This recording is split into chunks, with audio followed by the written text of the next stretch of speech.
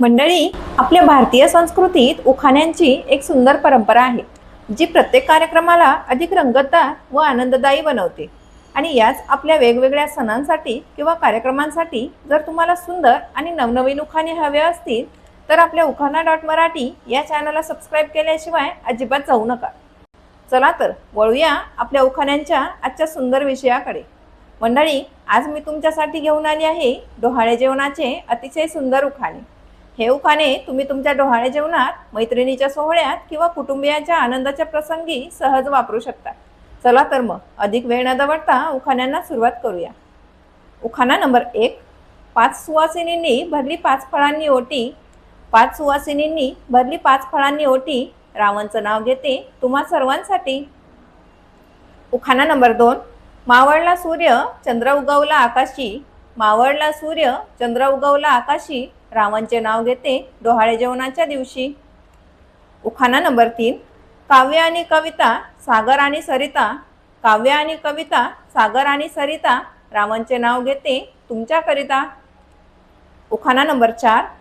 सूर्यमा मावळला चंद्रमा उगवला, रजनी टाकते हळूच पाऊल, सूर्यमा मावळला चंद्रमा उगवला, रजनी टाकते हळूच पाऊल, टिंबटिंब आणि टिंबटिंबांच्या संसारात लागली बाळराजांची चाहूल।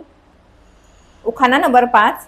माझ्या सासर माहेरची लोकसारी हौशी, माझ्या सासर माहेरची लोकसारी हौशी, रावणचं नाव घेते डोहाळ्याच्या दिवशी। उखाणा नंबर 6। हिमालयावर पडतो बर्फाचा पाऊस, हिमालयावर पडतो बर्फाचा पाऊस, रावणचे नाव घेते सासरच्यांनी केली हौस। उखाणा नंबर 7। मोहरली माझी काया लागता नवी चाहूल, मोहरली माझी काया लागता नवी चाहूल, रावणचं नाव घेते आता जड झाले पाऊल। उखाणा नंबर 8। मायेच्या माहेरी डोहाळे जेवणाचा घाट, मायेच्या माहेरी डोहाळे जेवणाचा घाट, रावणचे नाव घेते केला थाटमाट। उखाणा नंबर 9।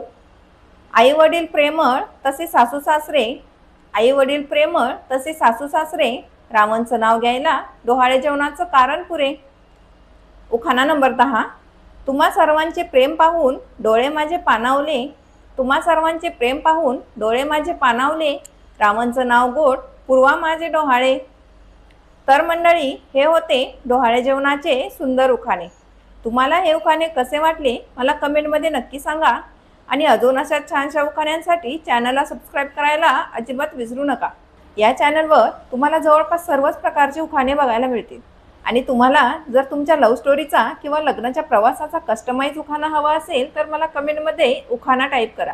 मी नक्कीच तुमच्याशी कनेक्ट करून तुम्हाला हवा तसा उखाणा बनवण्याचा प्रयत्न करेन। चला तर मग, तुम्ही हा व्हिडिओ शेवटपर्यंत बघितलात त्याबद्दल तुमचे खूप खूप धन्यवाद। पुन्हा भेटूया अशा छानशा विषयासोबत। तोपर्यंत हसत राहा, आनंदी राहा आणि उखाणे ऐकायला तयार राहा। धन्यवाद।